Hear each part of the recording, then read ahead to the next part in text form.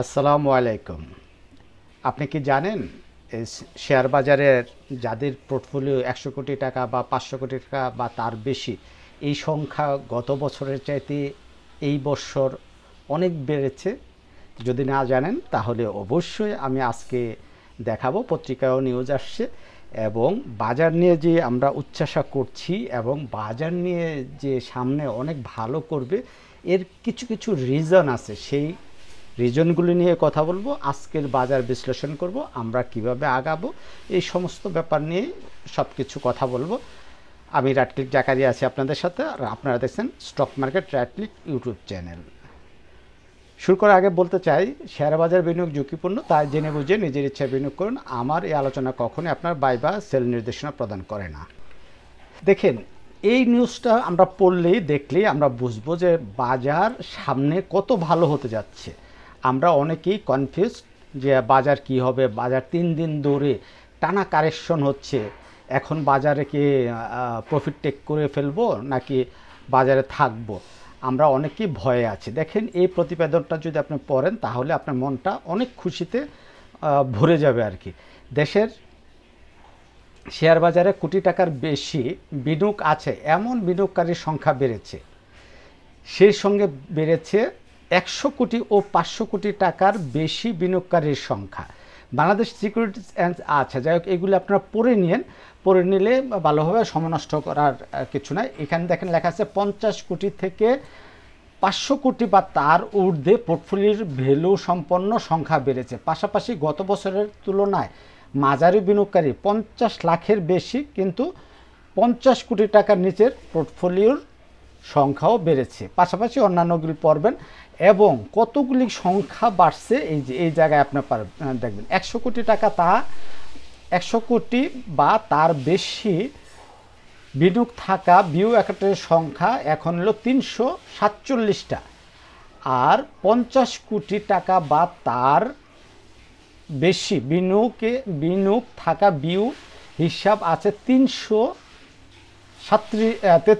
733টি। গত বছরে ছিল 696টি। দেখলেন কি বাড়তেছে, এবং তা আরও ধাপে ধাপে বাড়বে। এবং যেই বিভিন্ন সোর্স বা রিসোর্স বলেন, যেটাই বলেন, লোক মারফত, সত্য মিথ্যা জানি না, বিভিন্ন হাউজে বিদেশিদের বিউ অ্যাকাউন্টগুলি অ্যাক্টিভ হচ্ছে শুনেছি। এটা সত্য হতে পারে না, অসত্য হতে পারে, যেহেতু আমি ফিজিক্যালি দেখি নাই। সো বাজার সামনে ভালো হবে, ভালো হতে বাধ্য। এবং সরকারের কিছু কাজ আরও ভালো, যেটা হলো, দেখেন, আমরা যদি দেখি, আমরা এই যে শুল্কের কথা আমরা ভাবতেছি, দেখেন সরকার কত সুন্দর পদক্ষেপ নিয়েছে। যুক্তরাষ্ট্রের সঙ্গে বাণিজ্য ঘাটতি কমাতে বিমান ছাড় ও অন্যান্য পণ্য কেনা হবে।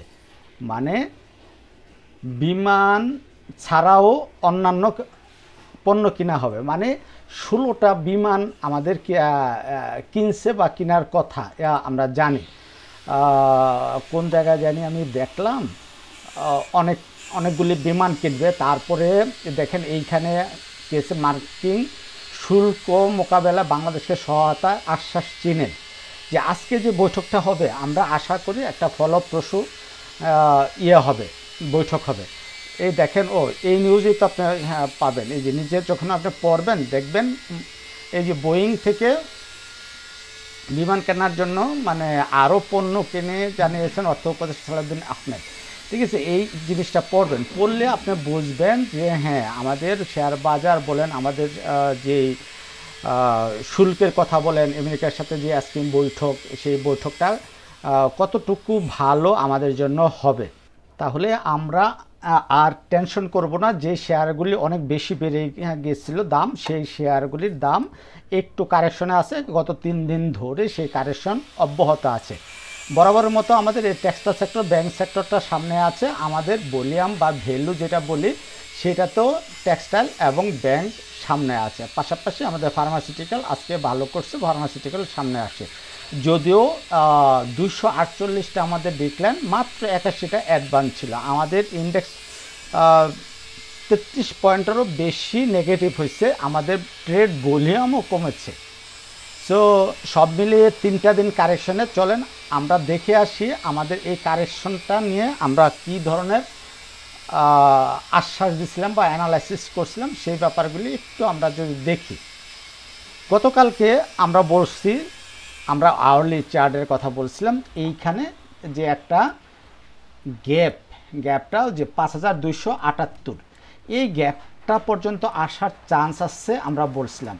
তাহলে এই গ্যাপটার কাছাকাছি অলরেডি চলে আসছে, ঠিক আছে না? তাহলে আগামীকালকে হতে পারে এইখানে টাচ করে সে উঠে যেতে পারে বা আর একটু নিচেও আসতে পারে। সেই হিসাবে আমরা তত বেশি অরিড হব না যে বাজার অনেক বেশি কারেকশন হয়ে যাচ্ছে বা আরও নিচে চলে আসবে। আমার মনে হয় না বাজার এই যে 5265 বা 66 বা 70-এর নিচে বাজার আপাতত আসবে। তারপরেও হলো বাস্তবতা আমাদের মেনে নিতে হয়। আওয়ারলি চার্ট যদি আমরা ফলো করে দেখি, এই যে বলিঞ্জার ব্যান্ডের লোয়ার ব্যান্ড ধরে ধরে সে নিচে নামছে, বাট আমরা যদি দেখি ডে চার্টে সে বলিঞ্জার ব্যান্ডের লোয়ার ব্যান্ডটা কিন্তু অনেক নিচে এবং মিডল ব্যান্ডটাও সে টাচ করে না। আর মিডল ব্যান্ড টাচ করতে হলে 5110 বা 13, 15, 20 এই জায়গায় আসে। তার মানে এতটুকু কারেকশন হওয়ার মতো বাজারের পরিস্থিতি নাই, যেহেতু বাজার মানি ফ্লো অনেক ভালো, কোটিপতি সংখ্যা অনেক বেশি, বিদেশি বিনিয়োগ আসতেছে, সরকারের যে 5টা নির্দেশনা ছিল সেগুলি নিয়ে কথা হচ্ছে, সব কিছু মিলে ওভারঅল বাজার নেগেটিভ ট্রেন্ডে যাওয়ার সুযোগ খুবই নগণ্য।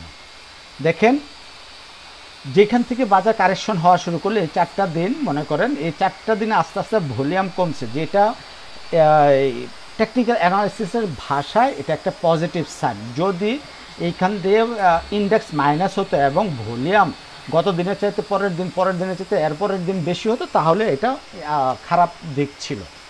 যাই হোক, এই ছিল আমার ইন্ডেক্স আলোচনা। তারপরে আমরা যদি একটু আসি আমাদের টপ গেইনারে, আমরা কিভাবে স্টক সিলেকশন করব। আমাদের তো স্টক সিলেকশনে একটা ব্যাপার থাকে। দেখেন, আমরা চিন্তা করব কিভাবে স্টক সিলেকশন করে টপ 20 থেকে আমরা স্টক সিলেকশন করব। সব সময় আমাদের থাকবে যে টপ 20-তে যারা আছে তার থেকে 1-2টা স্টক আমাদের নির্বাচন করে। কিন্তু আমরা যদি তারপরেও আমরা শর্ট আউট করতে পারবো কিভাবে আমরা আরও কম সংখ্যক স্টক আমরা নির্বাচন করতে পারি। আজকে ইন্স্যুরেন্স সেক্টর আছে, এটা মিসেলেনিয়াস সেক্টর।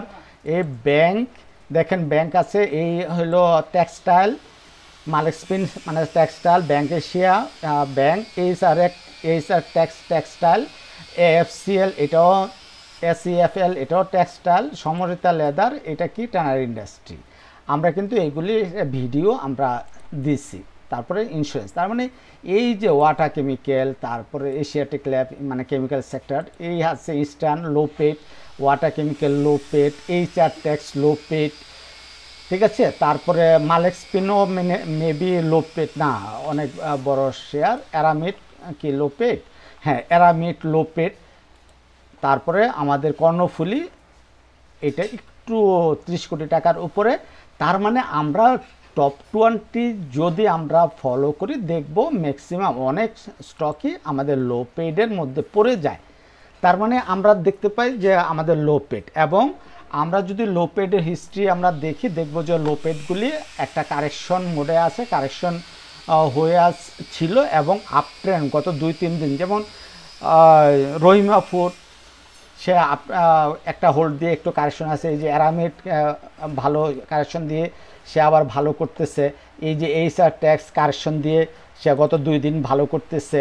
তারপরে এই যে সমতা লেদার, এটাও লো পেড, এটা আজকে একটা ক্যান্ডেলটা রিজেকশন ক্যান্ডেল দিচ্ছে বাজার নেগেটিভের কারণে। তার মানে আমরা চিন্তা করতে পারি, আমরা লো পেড নিয়ে কথা বলতে পারি।